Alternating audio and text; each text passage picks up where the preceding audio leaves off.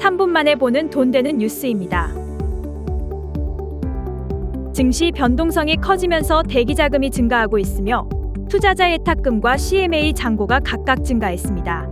반면 신용거래용자 잔액은 감소세를 보이며 투자자들이 공격적인 매수보다는 현금을 확보하려는 경향을 보이고 있습니다. 기관 투자자들은 반도체 및 2차전지 관련 주식을 집중적으로 매수하고 있으며 전문가들은 증시 변동성을 확대 기회로 보고 있습니다.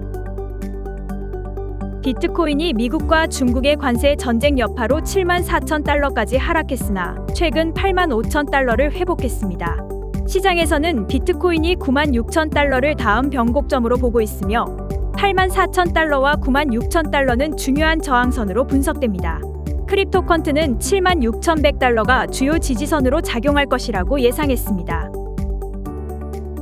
산업통상자원부가 기술혁신을 추진하는 중견기업과 공공연구기관의 협업을 지원하는 기술혁신 챌린지 사업의 5개 신규 R&D 과제를 선정했습니다. 선정된 컨소시엄은 반도체, 바이오 의료기기, 미래 모빌리티 등 전략 산업 분야에서 2년간 과제를 수행하며 과제당 약 10억 원의 정부 출연금을 지원받습니다. 산업부는 공공연구기관과의 협력을 통해 중견기업의 고난도 기술혁신을 촉진하겠다고 밝혔습니다.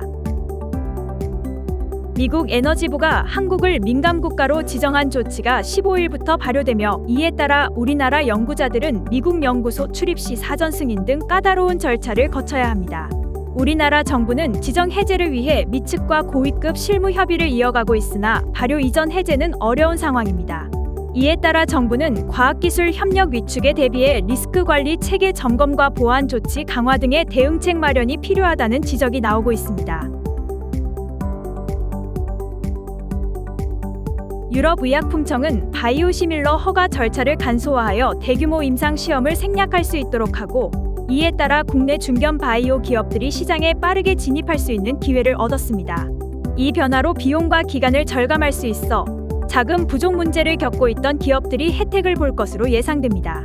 바이오시밀러 개발 기업들은 이 정책을 활용해 빠르게 임상과 허가 절차를 진행하고 있으며 2030년까지 바이오시밀러 시장은 더욱 성장할 것으로 전망됩니다. SK하이닉스가 1분기 실적 발표를 앞두고 AI 열풍에 따른 고대역폭 메모리 수요 증가로 호실적을 예고하고 있으며 글로벌 디램 시장에서 33년 만에 삼성전자를 제치고 1위를 기록했습니다. HBM3 12단 제품을 엔비디아 등 주요 고객사에 공급하며 실적을 견인하고 있으며 6세대 HBM 제품도 앞당겨 출시했습니다. 또한 미국과 중국의 관세 전쟁에 대응하기 위해 TSMC와의 협력을 강화하고 HBM사 제품의 양산을 추진하고 있습니다. 올해 1분기 세계무역기구 회원국이 통보한 기술 규제가 전년 대비 12% 증가한 1,334건으로 분기 기준 사상 최대치를 기록했습니다. 미국, EU, 중국 등 주요 수출국에서의 기술 규제가 20% 이상 급증하며 우리나라 수출 기업의 부담이 가중되고 있습니다. 정부는 관세뿐 아니라 비관세 장벽인 기술 규제 대응을 위해 양다자 협상 등 모든 수단을 활용해 기업 지원에 나설 방침입니다. 미국 트럼프 대통령의 정책 변화로 원달러 환율 변동폭이 급격히 확대되며 4월 동안 일평균 변동폭이 12.74원에 달하는 등 외환 시장이 불안정해지고 있습니다. 달러화 가치 하락과 미국의 신뢰 저하가 주요 원인으로 지적되며 전문가들은 트럼프의 예측 불가능한 정책이 달러의 기축통화 지위에 큰 위협을 가한다고 분석하고 있습니다. 이에 따라 원달러 환율 변동 폭이 예년보다 2배 가까이 커졌으며 시장 혼란이 가중되고 있습니다. 지금까지 3분 만에 보는 돈 되는 뉴스였습니다.